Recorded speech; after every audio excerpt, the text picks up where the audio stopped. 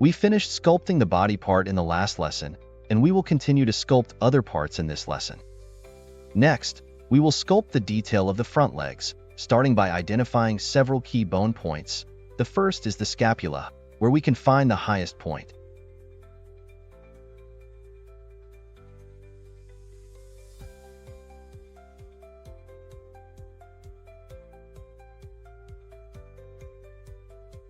In this structural reference, we can observe the body structure vaguely visible under the fur, and here is the upper arm.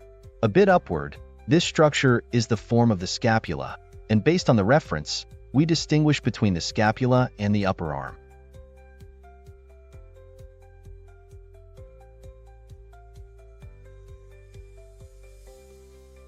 In this reference, we can still vaguely see the contour of the muscles. You may also be able to observe that this can be used as a basis for sculpting the muscle structure of the front shoulder area.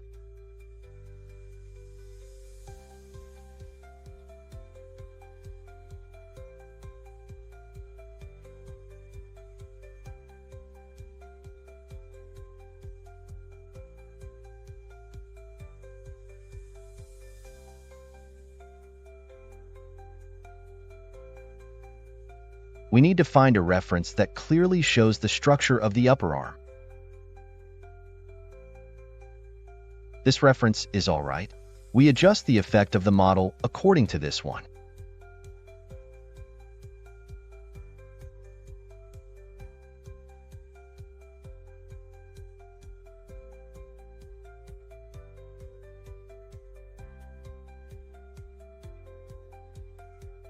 To refine the forearm, we first sketch the main bone points, then continue with the muscle structure.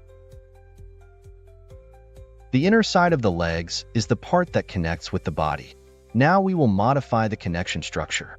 Because we currently do not have detailed structures for the chest and legs of the model, now we can only make a rough shape. The linking parts of these structures will be gradually sculpted when we gradually refine each structure. We continue to observe and modify the structure of the lower leg from different perspectives.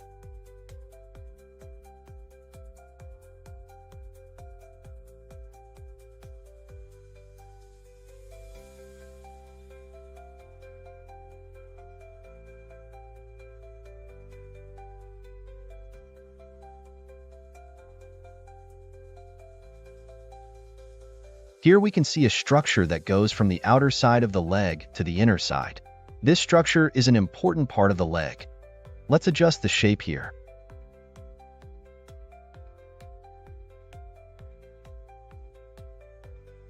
Okay, let's go back to the shoulders. Now, let's roughly deal with the structure where the neck connects to the forelimbs. In anatomy, there is a muscle called the sternocleidomastoid muscle, which connects directly from the part below the ear to the front of the chest. So this muscle structure is one of the main structures we deal with when connecting the body to the neck.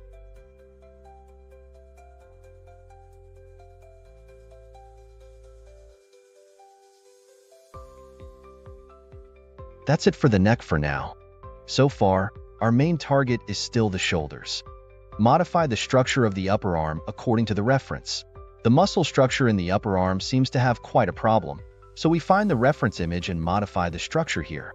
First, if we see the upper arm from the side, the main muscle is the triceps. We need to observe whether the area and shape of the muscle are correct.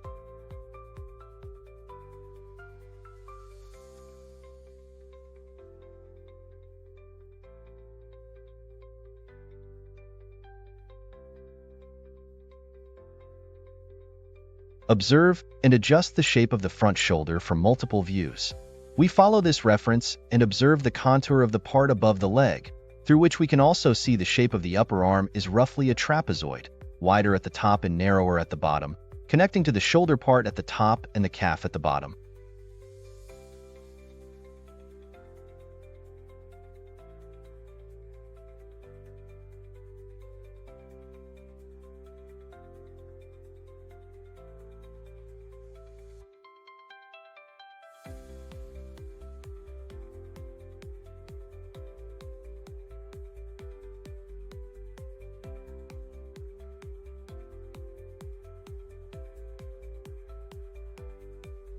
Okay, since the reference just now shows really limited structures, I just searched for other references that are more suitable for observation and production.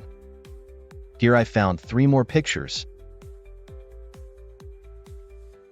In the first picture, we can observe the shape of the upper leg from the front view. In the picture below, we can clearly see the contour of the upper leg. Here we continue to modify the structure of the upper leg based on the side view just now.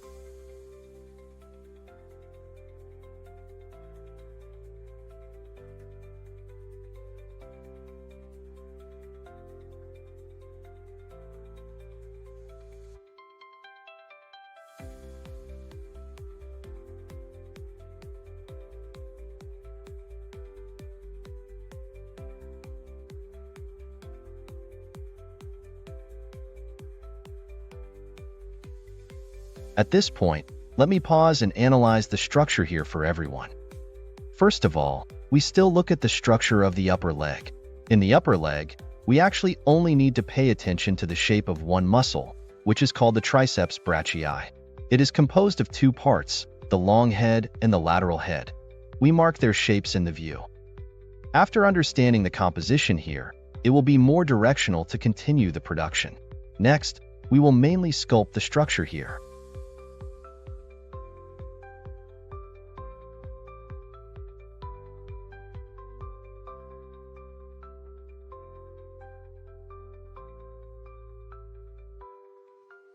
When sculpting muscle shapes, you need to pay attention to one thing.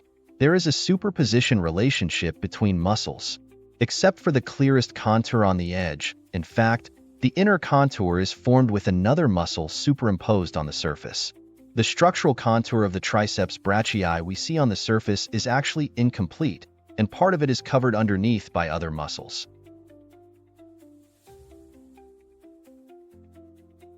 We definitely don't need to make the covered area below, but when sculpting the contours formed by covering, we need to consider the superposition relationship. The ravines here usually should not be sculpted directly with draw brush. Instead, it should be a structural transition formed by sculpting the structure of other parts. Here is the structure of the scapula.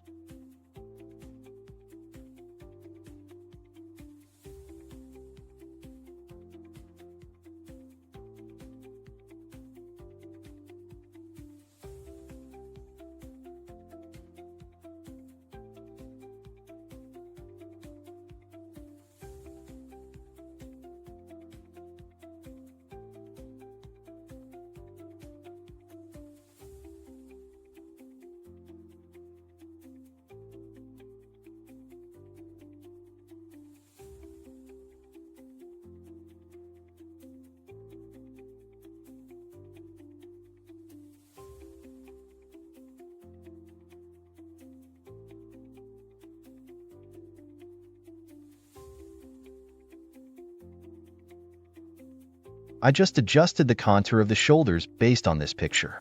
At this angle, I can clearly see the shape of the contour.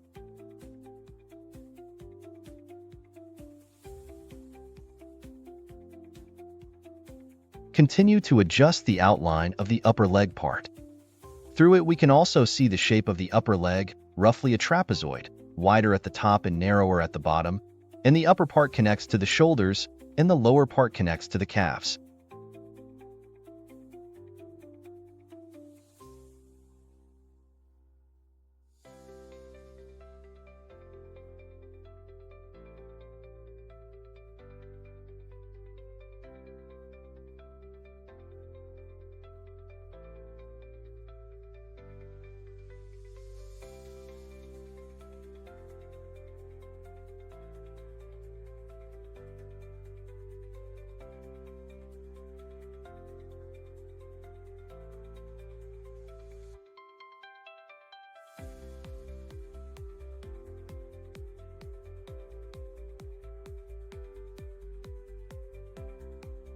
Find this front view reference of the leg and modify the structure of the calf based on it.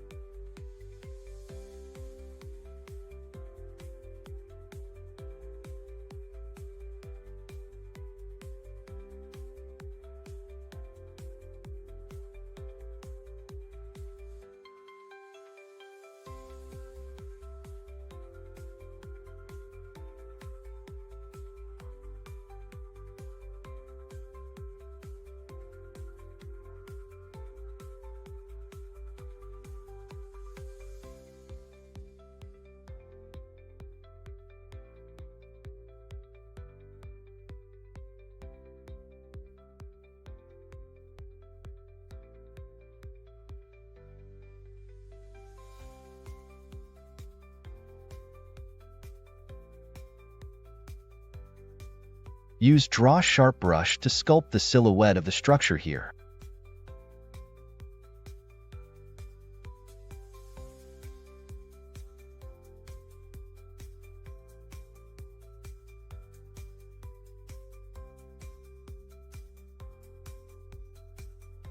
There are multiple muscle overlaps in the inner side area of the legs, like the biceps brachii and pectoral muscles intersect here, so we need to pay attention to the structure here. When sculpting this part, we must first locate the starting and ending points of the biceps brachii and pectoral muscles. Then, following the direction of the muscles, we roughly sculpt them out.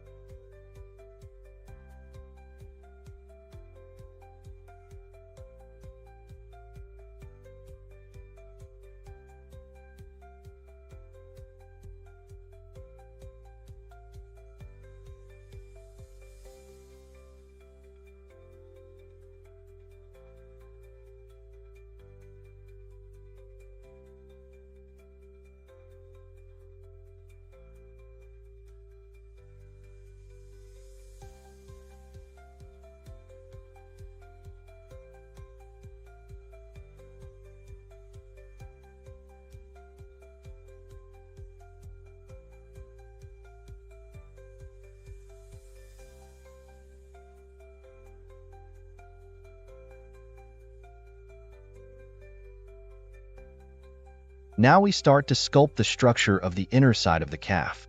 We need to find a reference picture that can clearly show the inner side. We need to make it based on the reference, which will be more accurate, and avoid making the model without a reference. This is a good reference. We can clearly see the structure of the inner side of the calf. This structure is wrapped from the outer side to the inner side.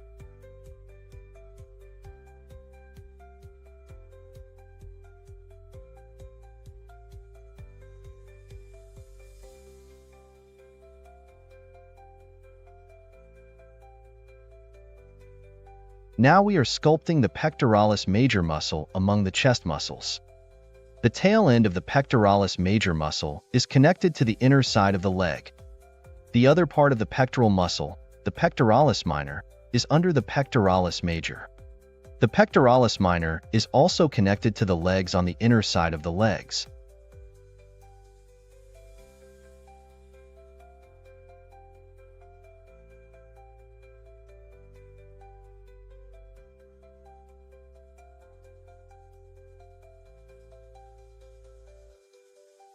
The structure on the inner side of the front legs is actually more complicated, and we need to spend more time on sculpting. There are multiple muscle groups intertwining and intersecting on the front legs. We need to clarify the structure.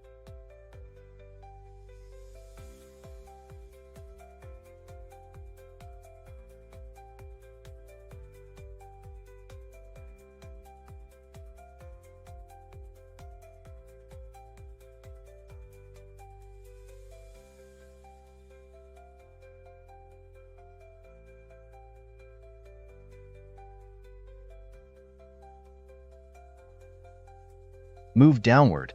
Here is the structure of the ankle. We need to make the joints of the ankle at this position. Let's pause here and take a look at this reference picture.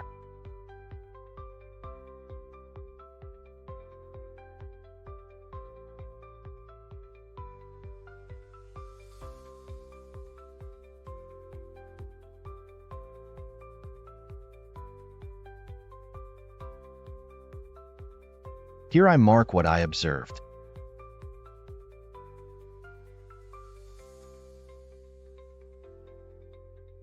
Let's analyze this structure, and in this image, we can see a group of muscles that attaches to the surface of the leg by wrapping around it.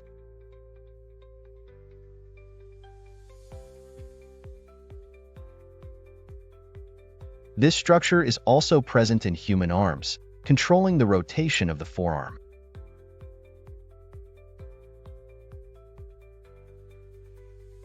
We can observe that in humans, the arm is divided into three parts: the upper arm, forearm, and hand, but only the forearm can rotate laterally, thanks to a group of muscles that allow for more flexible movement. The wolf's forearm has a similar muscular structure to humans, allowing flexible motion.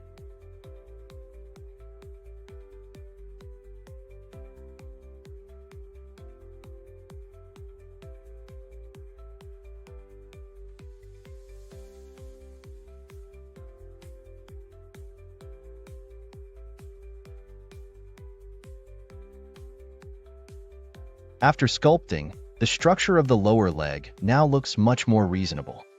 Next, we continue to modify other parts of the front legs, because there are still a lot of unfinished parts of the front legs.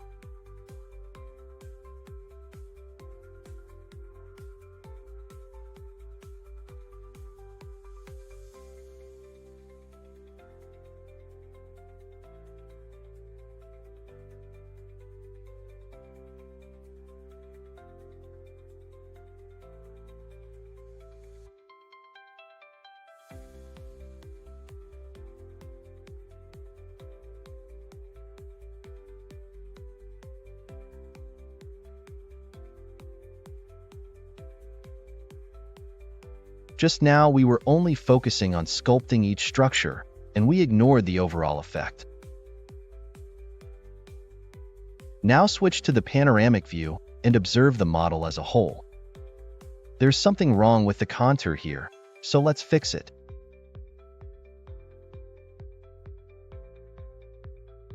The structure of the neck part is a bit rough. The structure of the neck is relatively simple. Now let's sculpt it in detail. The muscle at the bottom of the structure we are sculpting now is called the sternomastoid muscle. It is located at the bottom of the neck and is also an integral part of the neck. There is a depression here. This depression is caused by the junction of three muscles, and there is no muscle support at the bottom.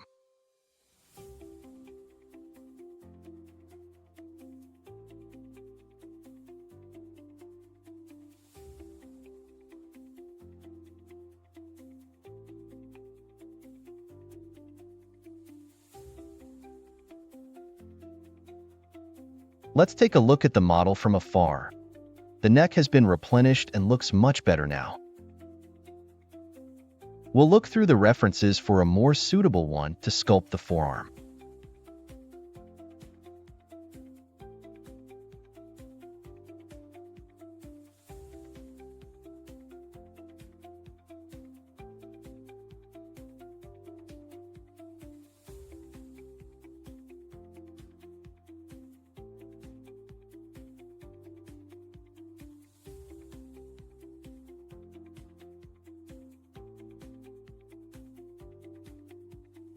We notice the body structure is somewhat flat and needs to be strengthened.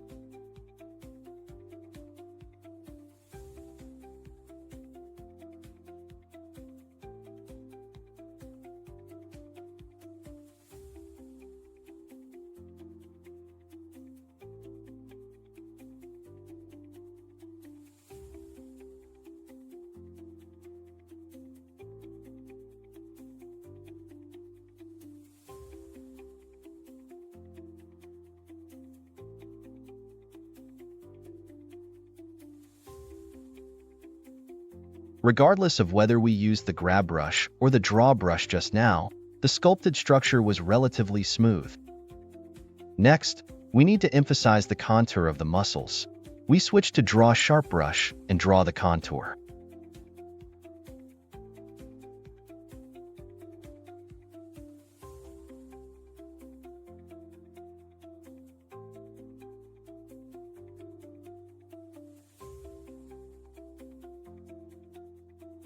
The effect drawn using this brush is much more intuitive. Okay, that's almost it. Let's continue to observe and modify other parts.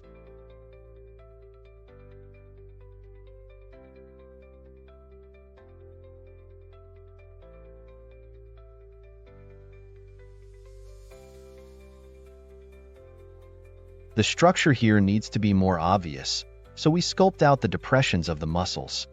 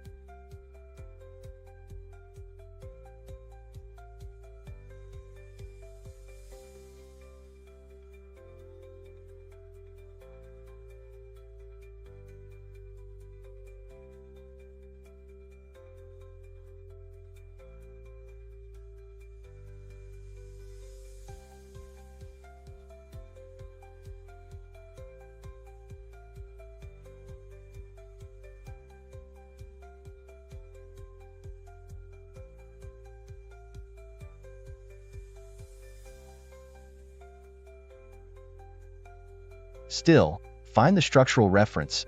We adjust the structure of the calf side according to the reference.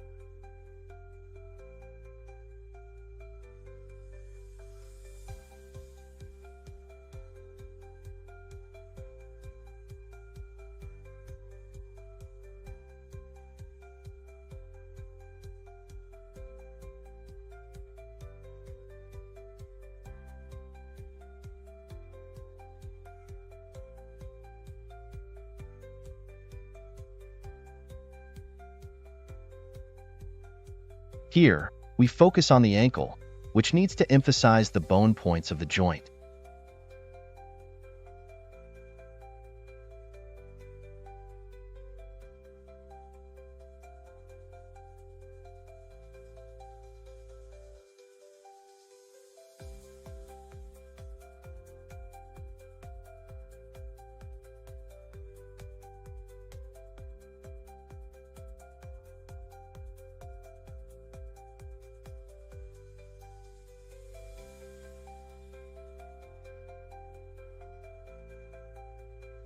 Now, let's move downward and start sculpting the feet, now the metacarpus part.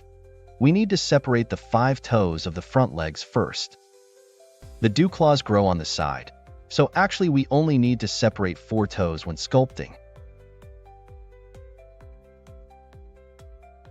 The position of the dew claw is incorrect. We'll smooth it out and sculpt it again later.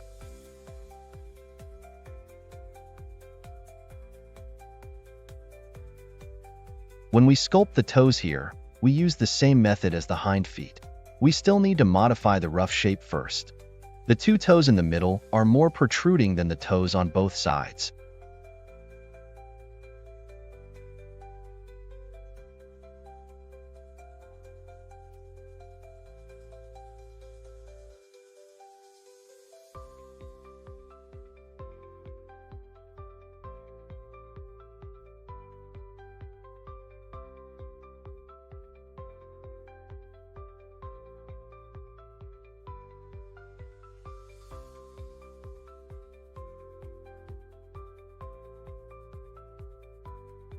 Due to the low density, we cannot sculpt the details of the feet yet. We'll need to subdivide and continue sculpting later.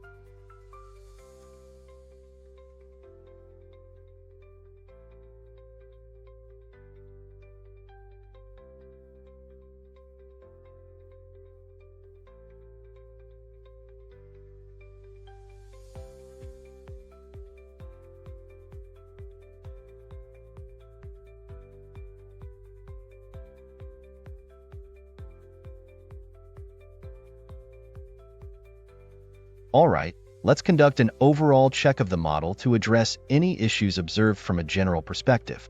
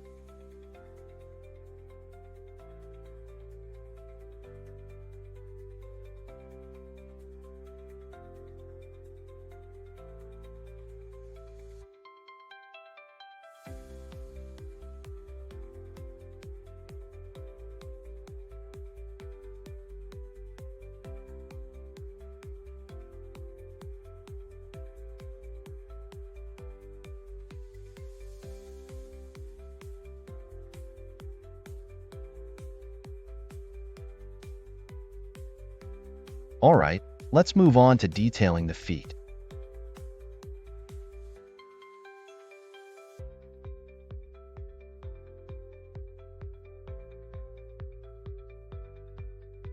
Previously, when sculpting the hind feet, we discussed the approach to sculpting feet. Let's recap that. Once we've sculpted the big shape, we need to identify the key bone points and the deepest points of the toes. The key bone points are the joints that protrude the most.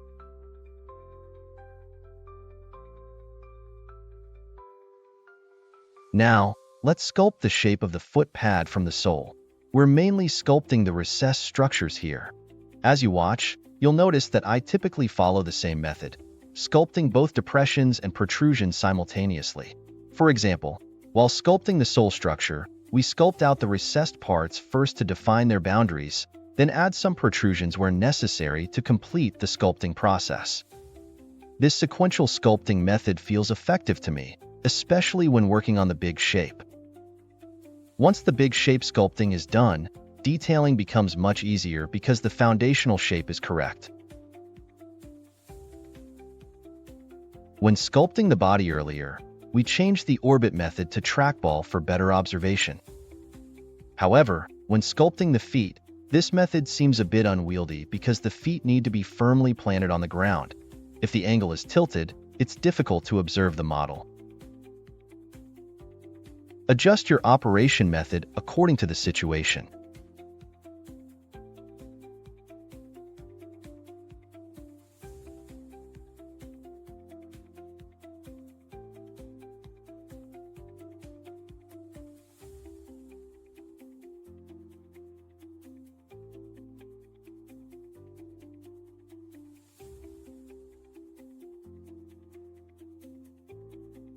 Insufficient mesh density hinders more detailed sculpting. Therefore, we must increase the mesh density before proceeding.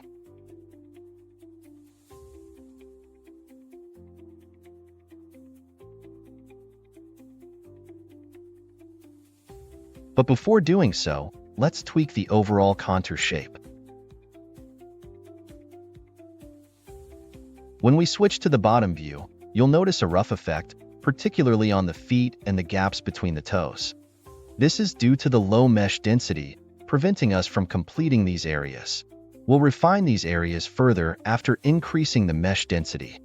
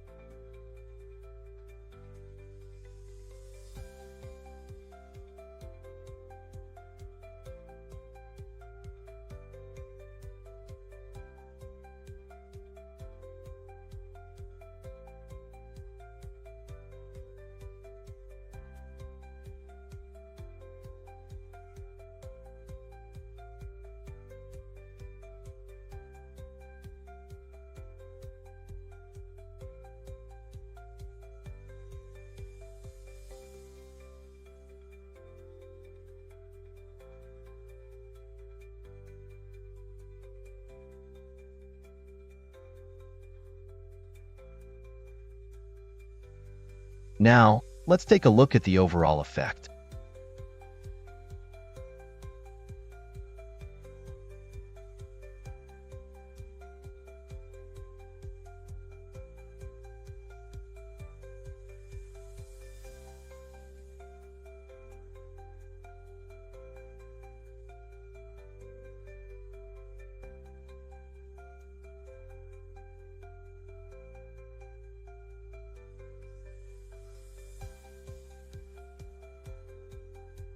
Currently, due to the limitation of the model's mesh density, we can only sculpt the body to this level of detail. Next, we need to increase the mesh density to further refine the body structure.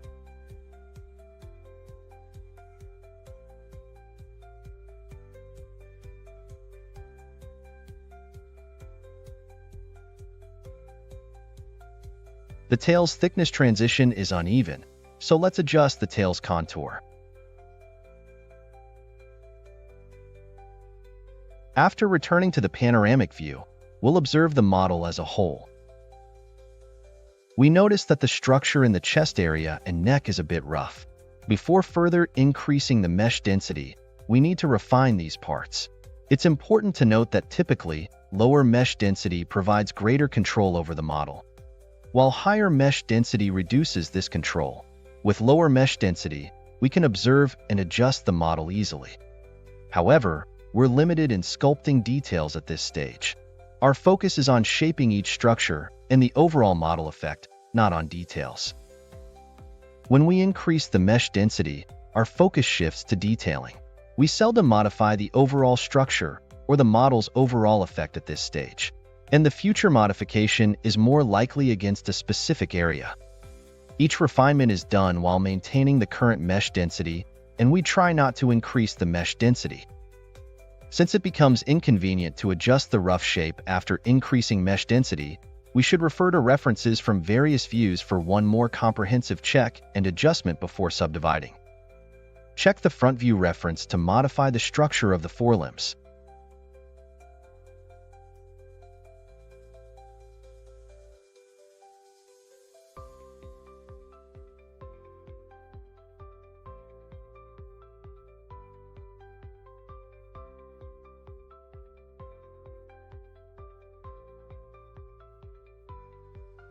When examining the references, we should ignore the length of the fur. Such as the inner side of the limbs, the reference is covered by fur, is slightly different from our sculpted model.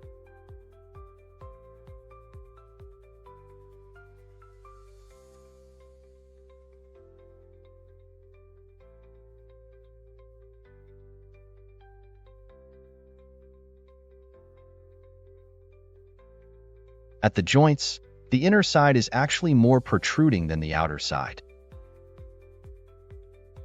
It's here, the inner side of the joints.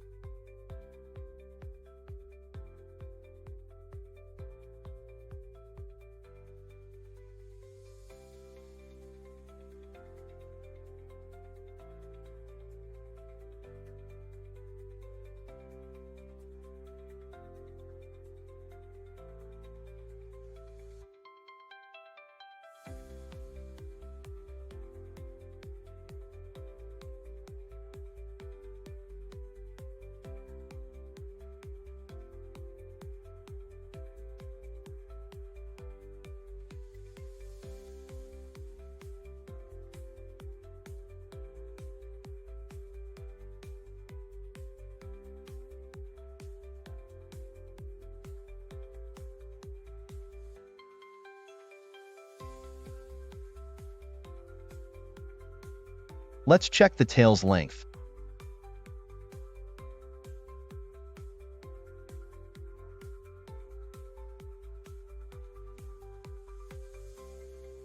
After observing the reference and comparing it to the thigh part, which starts from the highest point down to the Achilles tendon, we find the tail a bit longer, so we need to shorten the current tail as it is a bit too long now.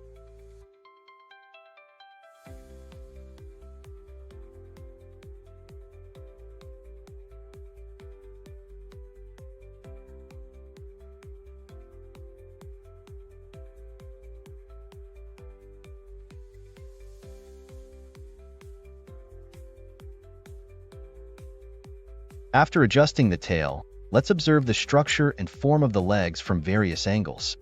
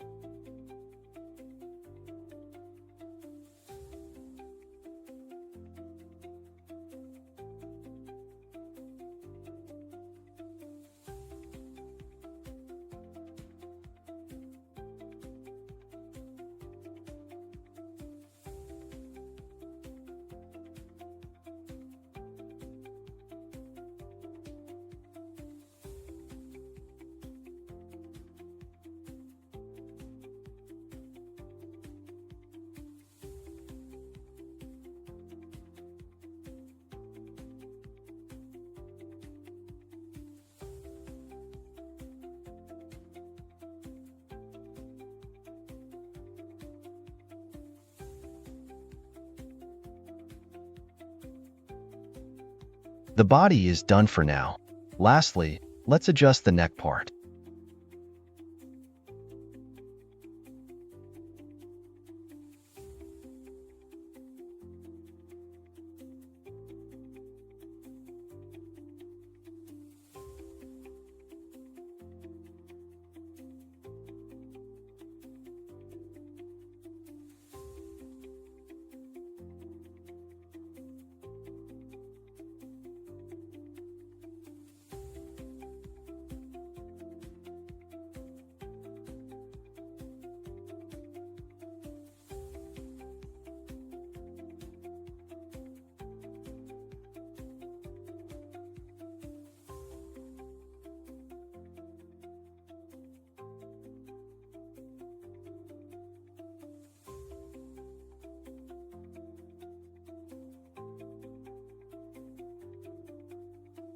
Alright, that concludes this lesson.